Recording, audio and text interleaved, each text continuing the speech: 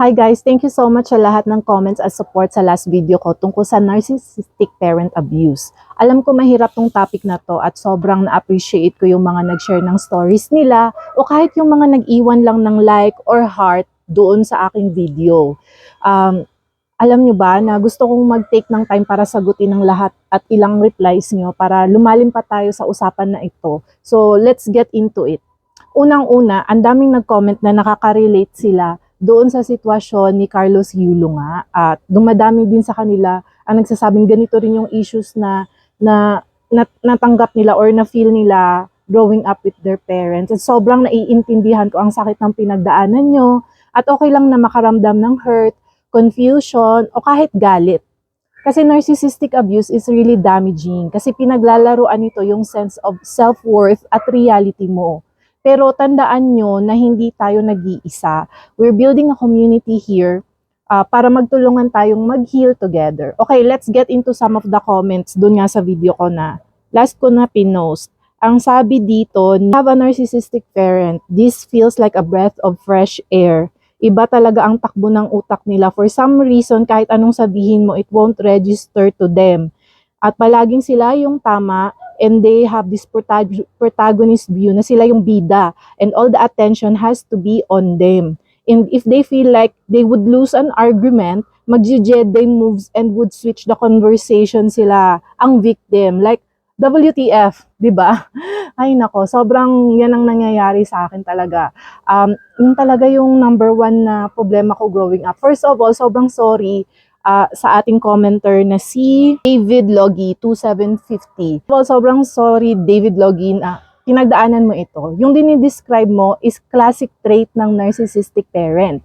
Yung need nila na palaging balik sa kanila ang atensyon. Kahit sa mga sitwasyon na dapat ikaw yung inaalagaan at ikaw ang sinusuportaan. It's a form of emotional manipulation na pwedeng magpa-feel sa'yo na guilty ka for having your own feelings. Hindi ito tama. At ang pag-recognize nito is already a big step na makakapag-set ka ng boundaries. Ayun. Feeling ko talaga to na parang kasalanan ko na meron akong na-feel. Kasalanan ko na iba yung pakiramdam ko sa pakiramdam mo. Kasalanan ko naging tao ako. Ganun yung feeling niya. Growing up around this is like so mind-boggling. Talagang nakakalito. Litong-lito ka sa sarili mo na hindi ka ba pwedeng masaktan? Tandaan nyo, just because siya ang nagpalaki sa inyo, it doesn't have to give them the right na sirain ka. May power ka para i-rewrite ang story mo. Healing is not linear, it's a journey. Okay lang na mag-take ka ng time, okay lang na magkamali ka, okay lang na mag-seek ka ng tulong, therapy, support groups, or kahit pag-usapan lang with a friend, it can make a world of difference for you. Ma-feel mo lang na hindi ka nabubuang. Alam mo yun? Deserve mo na mabuhay na may halaga at pagmamahal, lalo na mula sa sarili mo.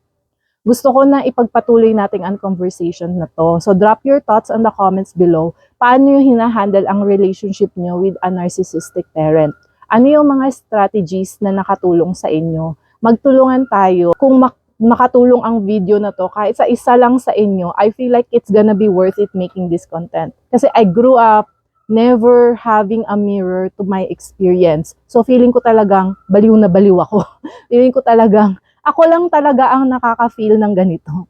Tapos ang sama-sama ko for being a person setting boundaries with my own parent, cutting them off. Sobrang ako na talaga yung pinakamasamang tao sa buong mundo. Well, in fact, it was just an act of self-preservation. Kasi kung hindi ko gagawin yon, mabubuang talaga ako guys, sa totoo lang.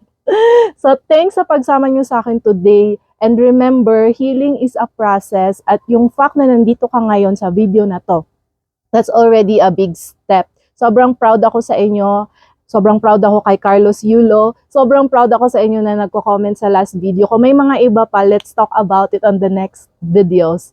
Until next time, take care of yourself. Bye!